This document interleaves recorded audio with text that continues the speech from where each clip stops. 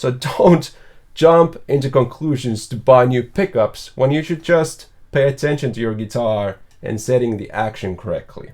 Hey guys, it's Mikko from MO Sound Lab, and today we'll be talking about guitar pickups. Okay, let's start by me saying that I don't generally recommend people to swap pickups, and that is something that comes from years of actually having experience with so many guitars. Guitar pickups can make or break your guitar, but many times when people are describing what they are lacking in their instrument, it doesn't actually have anything to do with the pickups. Right here you can see 7 Gibson Les Pauls. And yes, I have a problem, but it's not actually a Gibson Les Paul problem. You should see my Fender wall there. That is the true problem. This is only 7 guitars after all. Now, I've been looking for my number 1 Gibson Les Paul for quite some time, and I found the one. This is the most amazing looking top I've ever seen on a Gibson Les Paul. This is the one. This will be the number 1. It has the 60s fast neck, so I can play modern stuff on this. Very comfortable to play. It has all the looks and features that I want to see in a guitar of this caliber. It has the dark fretboard, nice contrast, and just look at that top. Now, I'm sure that for many of you it's not automatically clear that since this is a 2016 model, it has a circuit board system for the pickups with all the push-pulls.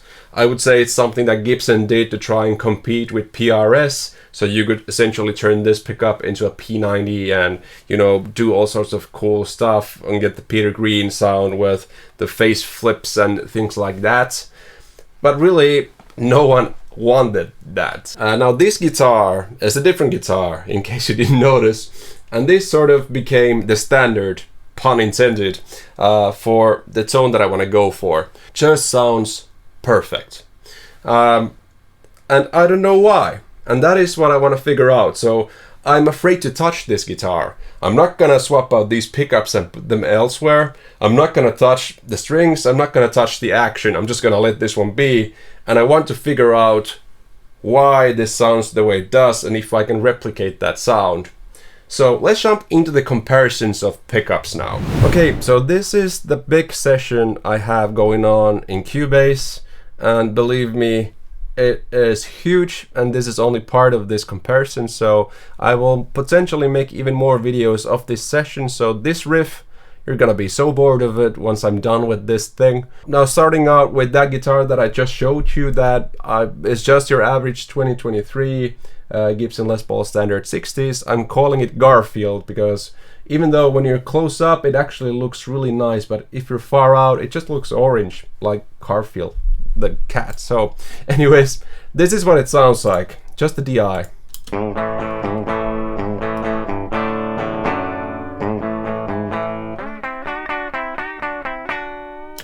Now for this comparison I'm gonna be using Amped ML800 with the stock preset, so this is very easy to duplicate for yourself too. Just pull up Amped ML800 and that's the sound that I am using here. So this is Garfield. I wish I had tuned it better, but hey, that's what it is.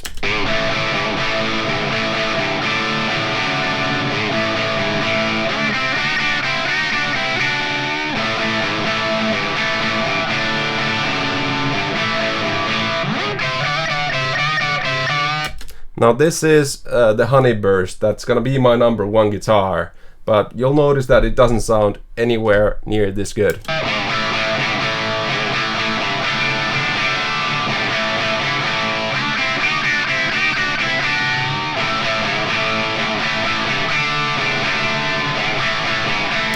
So that is the circuit board Burstbucker Pro guitar, and obviously these are Gibson Les Paul standards and not even that far apart as far as their manufacture years, so I know I should be able to get them sounding similar. It should be possible.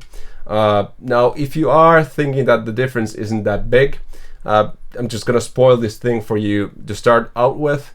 I've compared, well, let's compare 14 different guitars, and all of them have different pickups on them with the same setting, and let's see how big the difference even can be. Different guitars, different pickups, switching all the time here when I switch the track here, so have a listen.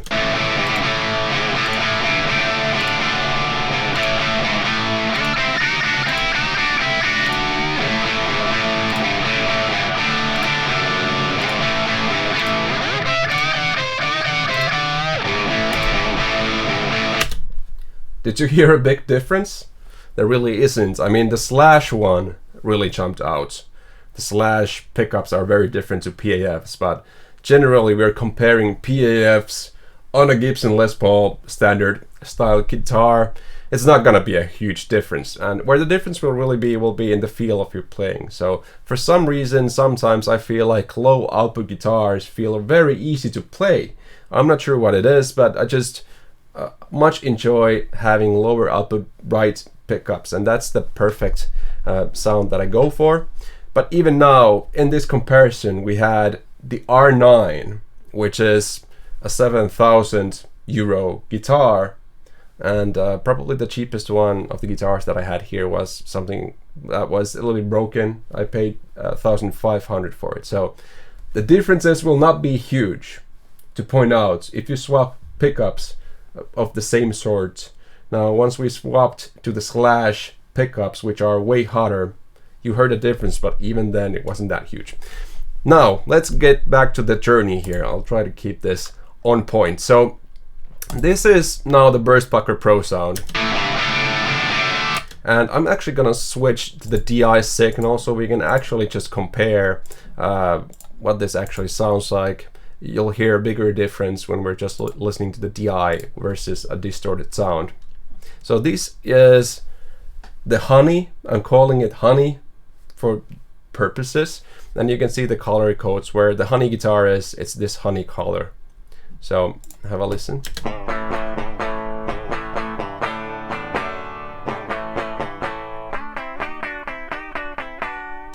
So those strings are dead. Those are the strings that it came with. So I swapped them for new strings that are 10s. So this is the difference between just switching strings on the guitar.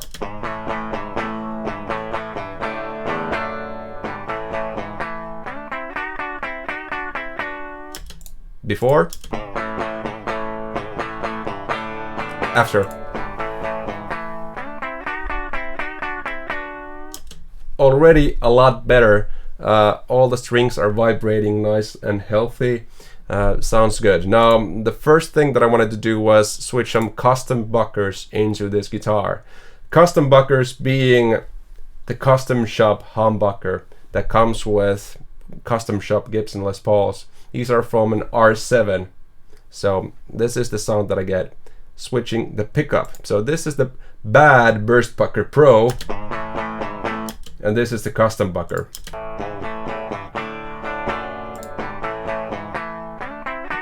BB Pro, Custombucker.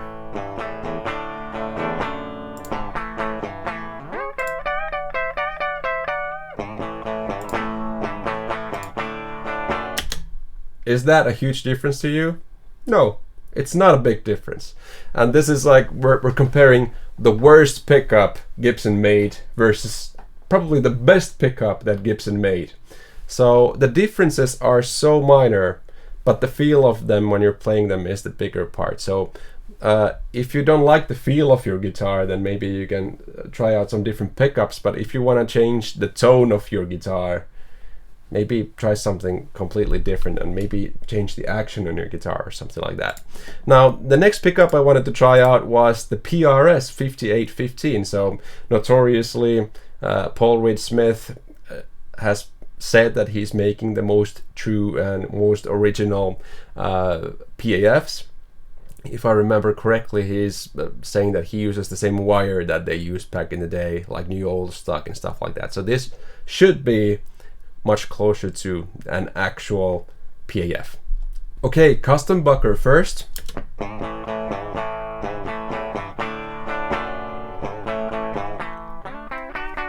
PRS.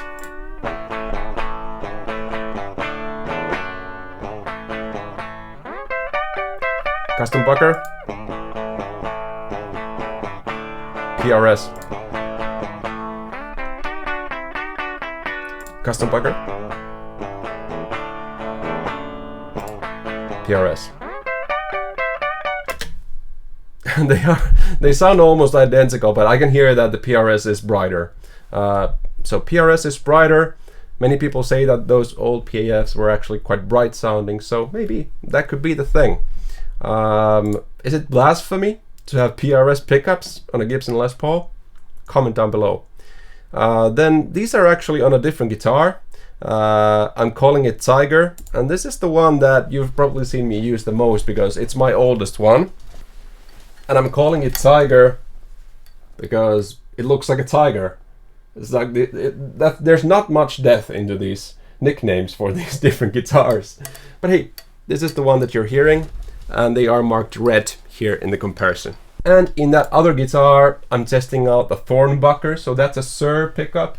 I actually love Suhr pickups, and I've done this kind of a comparison with Stratocasters, and my number one Stratocaster pickup is a Suhr, I believe it's a V60 LP.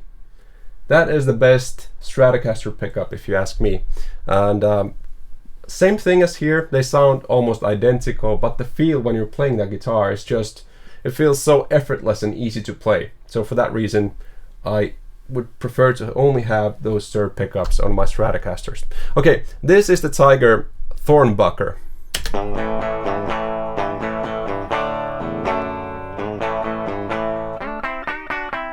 PRS. Not as ballsy. Custombucker. Thornbucker. So in every way and form, the Thornbucker is the best one out of this bunch so far. Now I have Burstbucker 3s, and I actually put those in that Tiger guitar so we can compare. Those are the hottest PAFs that Gibson has ever made. So let's have a listen to those.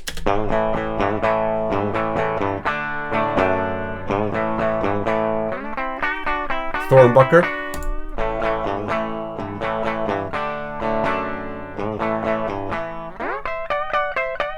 Burstbucker 3.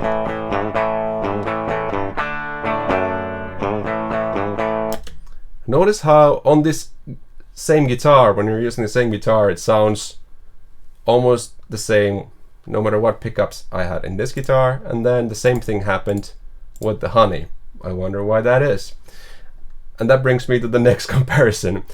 Now I have this Slash Gibson, and this is probably the most lively top that I have on any of these guitars. So obviously I wanted to compare the Gibson Slashbuckers versus Seymour Duncan Slash pickups. Here we go. Now, similar to that Garfield guitar that we started out with, this Slash guitar, I haven't messed with it at all. I don't want to touch it. I want it to be a Slash thing. I'm not gonna mess with it. Now, this is the Slash guitar.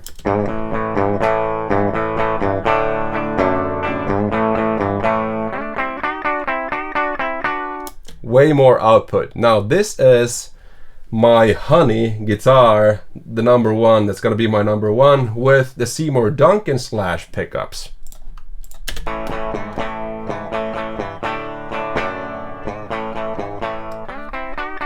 And the Slash guitar.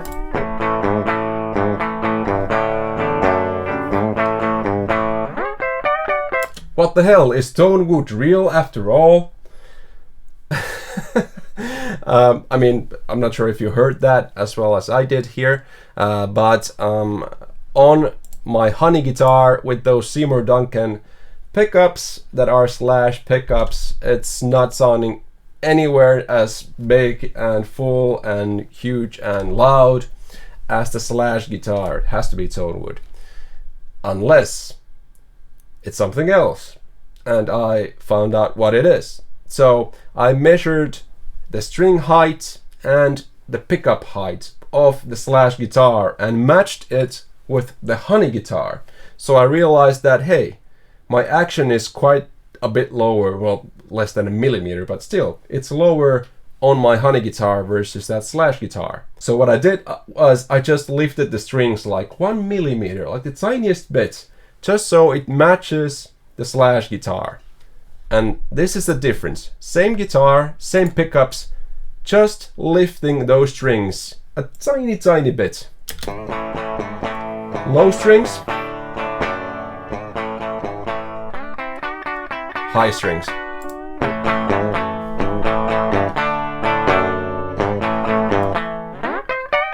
Low strings,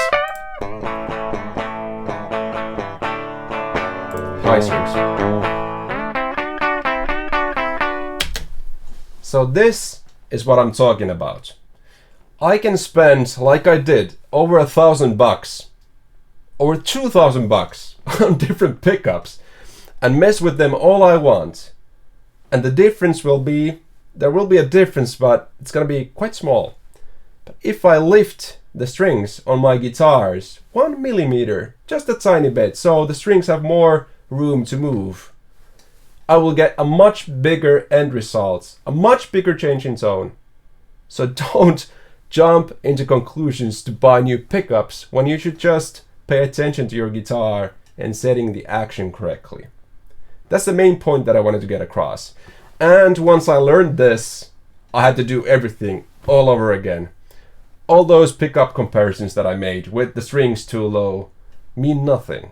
Well, I did have my favorites before going into this, so I actually went back in and did these same comparisons now with the Custombuckers because I thought they sounded the best, or felt the best to play on at least. So now we have the Custombuckers with the higher strings.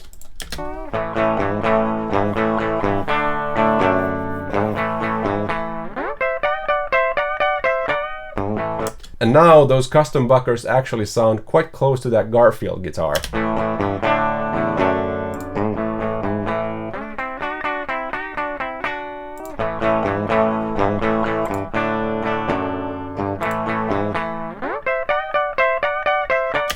And actually, I preferred the sound of the Custombuckers now.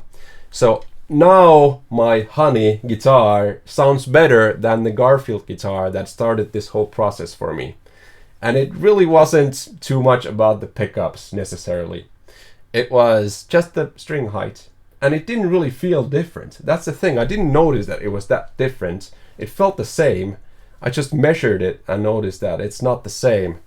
Now, during this process, I actually managed to get those amazing Greenybuckers. So if you haven't paid attention, Gibson launched a series of Greeny guitars, and that Greeny sound is the most iconic Gibson Les Paul sound, played by Peter Green, Gary Moore, and now Kirk Hammett. And Gibson launched this entire line of pickups and guitars and everything. And I have those Greenybuckers now, and I actually have them in that guitar right now. This is what they sound like.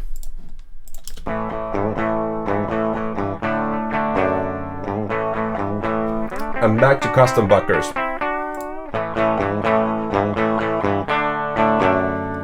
Greeny. And when doing this comparison, I quickly noticed that I actually like both of those sounds, and I'm actually gonna spend more time just paying attention to the action height of my guitars. So I actually decided to put those Greenybuckers into my #1 guitar. I like the middle position on those pickups because it's an out of phase sound. And those Custombuckers actually went into this guitar.